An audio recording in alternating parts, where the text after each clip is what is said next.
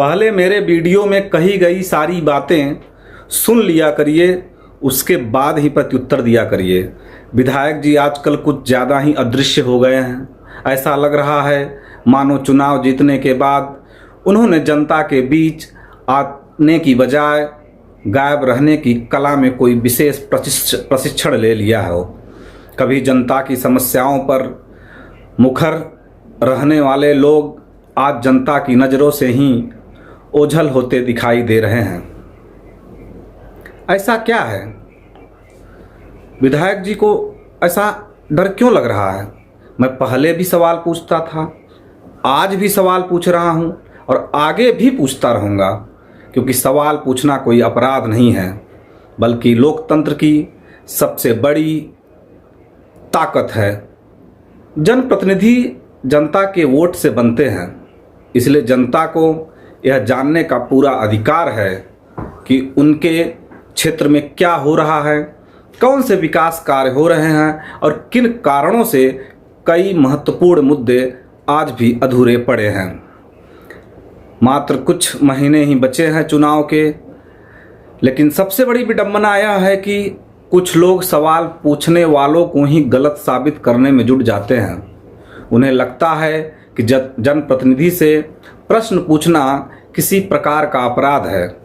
अरे भाई, यदि जनता अपने चुने हुए प्रतिनिधि से सवाल नहीं पूछेगी तो फिर किससे पूछेगी? लोकतंत्र में जय जयकार से ज़्यादा जरूरी जवाबदेही होती है, लेकिन वर्तमान विधायक ऐसा करने में असमर्थ हैं। राजनीति में सम्मान कमाने में वर्षों लग जाते हैं, लेकिन उसे खोने में ज़्यादा समय नहीं लगता। इसलिए ऐसे किसी भी कार्य, निर्णय या व्यवहार से बचना चाहिए जिससे स्वयं की अवहेलना होने लगे। जनता का सम्मान ही किसी जनप्रतिनिधि की सबसे बड़ी पूंजी होती है। जब जनता के बीच चर्चा कामों की बजाय अनुपस्थिति की होने लगे, तब आत्ममंथन की आवश्यकता होती है। लेकिन घूमने से फुर्सत कहाँ है विधायक जी को? अभी भी समय है। जनता के बीच जाइए, उनकी समस्याएं सुनिए, अधूरे कार्यों को पूरा कराइए और यह विश्वास दिलाइए कि आप केवल चुनाव के समय नहीं बल्कि हर परिस्थिति में उनके साथ खड़े हैं। क्योंकि जनता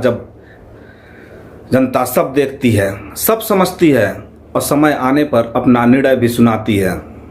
केवल मांगलिक कार्यों, तेरही वर्खी में जाने से ही जनता का समस्या नहीं हल होगा। हमारा उद्देश्य किसी व्यक्ति विशेष का विरोध नहीं है।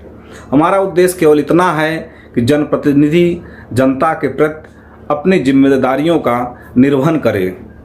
इसलिए सवाल जारी रहेंगे, मुद्दे उठते रहेंगे और जनहित की आवाज़ बुलंद होती रहेगी। जो लोग इसे आलोचना समझते हैं वे समझे, हम तो इसे लोकतंत्र का धर्म मानते हैं।